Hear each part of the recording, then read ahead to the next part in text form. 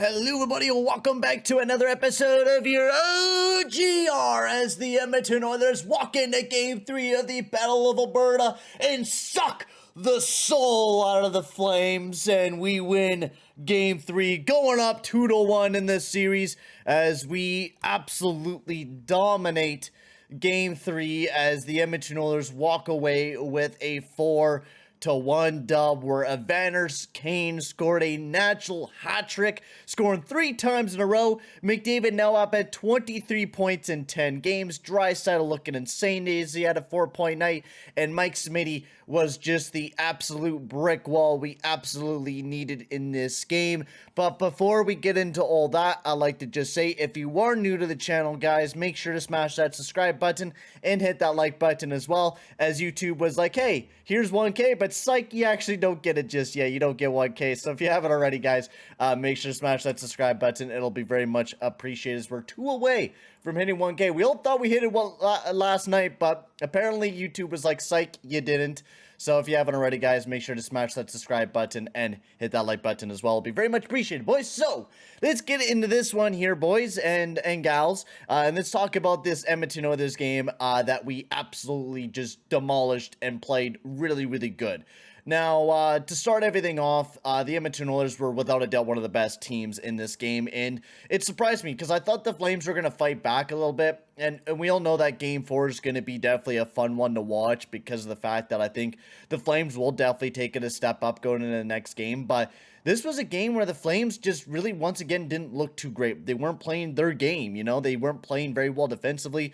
We were basically walking all over them. McDavid was, you know, undressing them. Kane was dangling, you know, everyone. I mean, he had 3 in a row goals, and every single one of those goals, whereas he basically got a partial breakaway and broke Markstrom's ankles each and every time. It was forehand to backhand. I think every single one of those goals that Evander Kane scored, it was a forehand to backhand move, and he buried it right in the back of the net every single time. I mean, the guy is absolutely insane and now has 10 goals in the playoffs.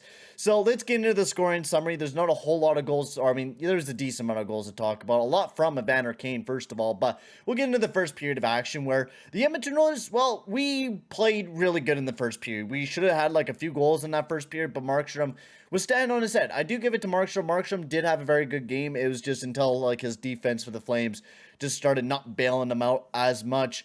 And, you know, the Oilers really dominated from start to finish. We were one of the best teams out there. We were overwhelming the Flames. We were just generating so many opportunities.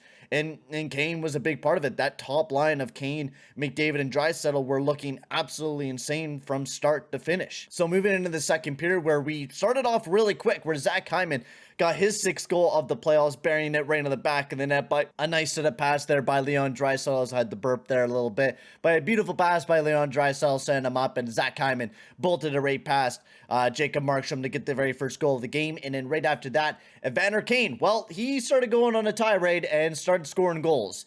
This was a bad line change by the Calgary Flames. Draisaitl gave it a nice pass over to Kane. He went forehand to backhand, buried it right into the back of the net for the Edmonton Oilers to go up 2-0.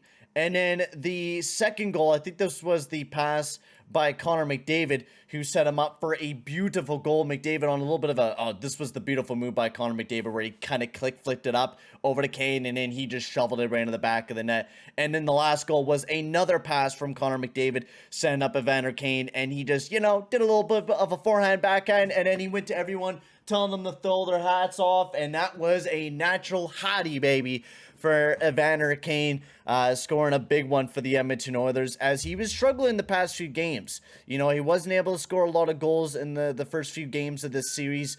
The past, you know, 3 games for Kane, he wasn't scoring. The last game against the Kings, and in the first 2 games to start off the series against the Flames, he was not able to bury anything in the back of the net, and he finally was able to in this game where he, you know, scored 3 in a row and got the natural hattie to give the Oilers a big smacking 4-0 lead and really just sucked the energy out of the Flames, because after we did that, the Flames really didn't do a whole lot. You know, in the third period, they had a quick start for the Calgary Flames, and then they just didn't do anything with that quick start, and they didn't do anything until Shillington got a goal with about 5 minutes remaining, and they weren't able to really generate anything else but for that, and that goal is really nothing to talk about. The buck was bouncing, we couldn't get it out of our own zone. Shillington took a nice shot and beat Mike Smith over, I think it was over the glove hand, but Mike Smith kind of sprawled, looked kind of awkward, and Barry really didn't do anything but stand there. But anyways, there's really, nothing really to talk about, because we whooped some major ass.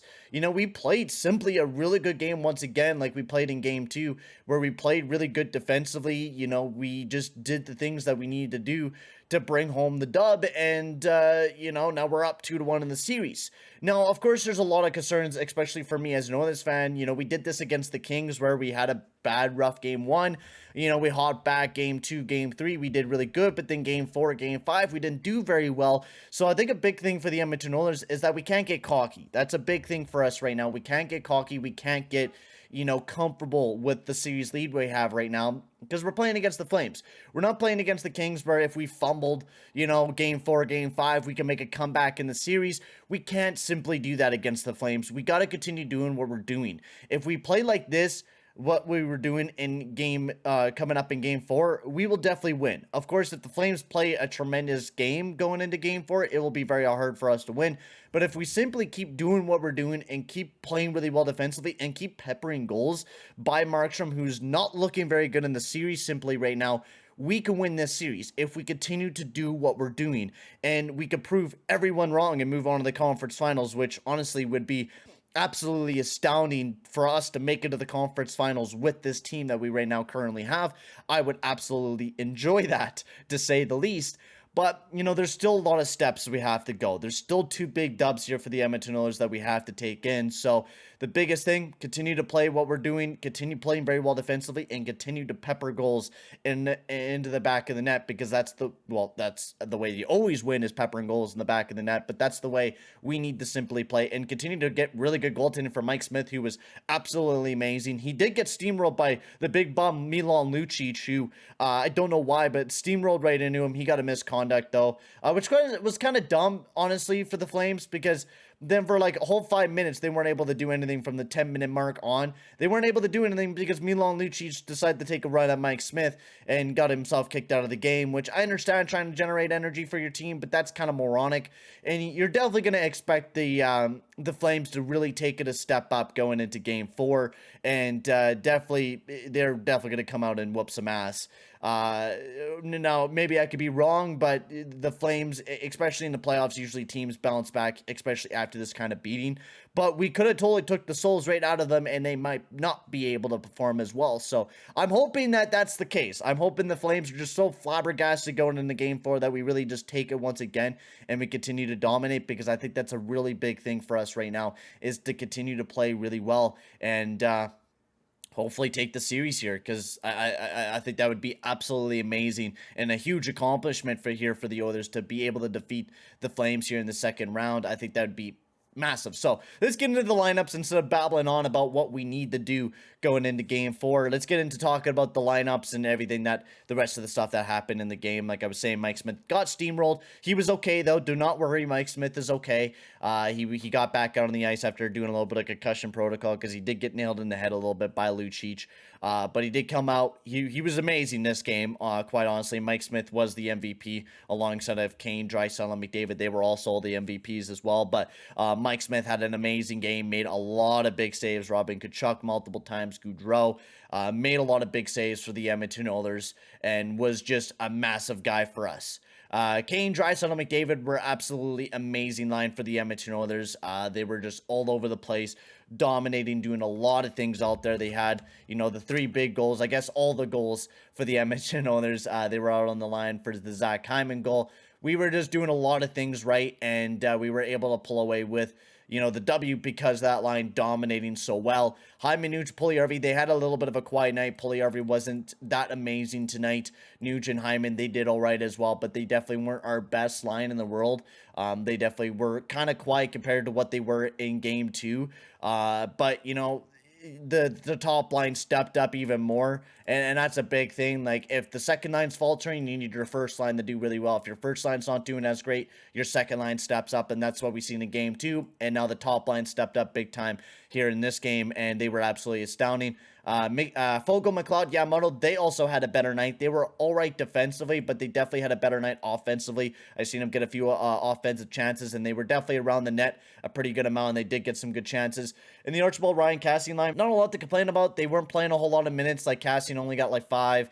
Archibald only got 7. They didn't get a whole lot of minutes 5-on-5 time, so I'm kind of happy about that. But they really didn't do a whole lot. You know, they got some hits. That's all they really did. They weren't too, they didn't do too much out there for the Edmonton Oilers.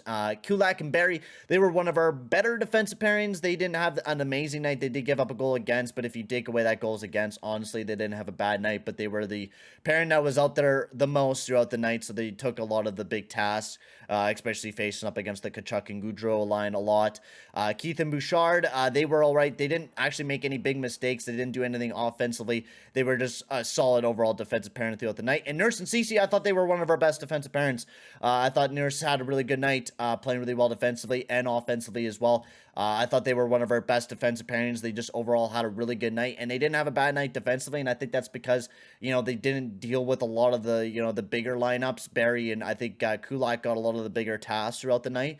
They gave it a little bit of a relaxing night for Nurse and Cece, but they were amazing still. Cece got a little bit less minutes, which is good because, you know, even when you're winning a game like this, you want to relax a little bit of your top guys a little bit, get them ready for the next game, and that's, I think, what we honestly did. Leon Draisaitl and Connor McDavid weren't our most played players. Zach Hyman and Nuge were our most played players throughout the night. So I think that's a big thing to note, that, you know, we need to play our other players as well. And, you know, if we're winning like this, you know, play your other guys during the third period, get them some rest.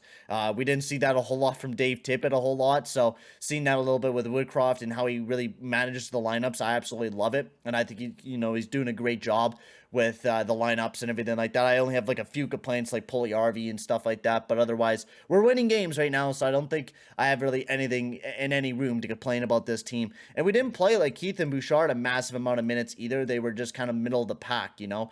Bouchard only got about 17, Keith only got about 18. You know, they didn't play a whole lot of minutes throughout the night, and I think that's what you kind of want out of that defense pairing, just to play, 43 minutes, or 12 to 13 minutes of ice time 5-on-5 wise, and then whatever else on, the shorthanded PK, whatever it may be. But I think that's about it, guys. Great game here for the Edmonton Oilers. Big game 3 dub, as we're up 2-1 in the series, but now we just got to continue doing it going into game 3 and continue to pull away with big dubs, because, I want to beat this Calgary Flames team, and I really badly do, because I think that would be absolutely amazing for the Edmonton Oilers. But for right now, guys, I'm going to sign off here. Thank you very much for watching. Make sure to tune into the live stream tonight. I'll be live at 6:30 p.m. PST for the Colorado Avalanche as they go up against the St. Louis Blues for Game 4, as the Avalanche are up 2-1. Will they take up the series 3-1, or will the Blues tie up the series back up at 2? But for now, guys, I'm going to end the video here. Thank you very much for watching, boys, and I'll see you guys all in the next one. Adios, amigos.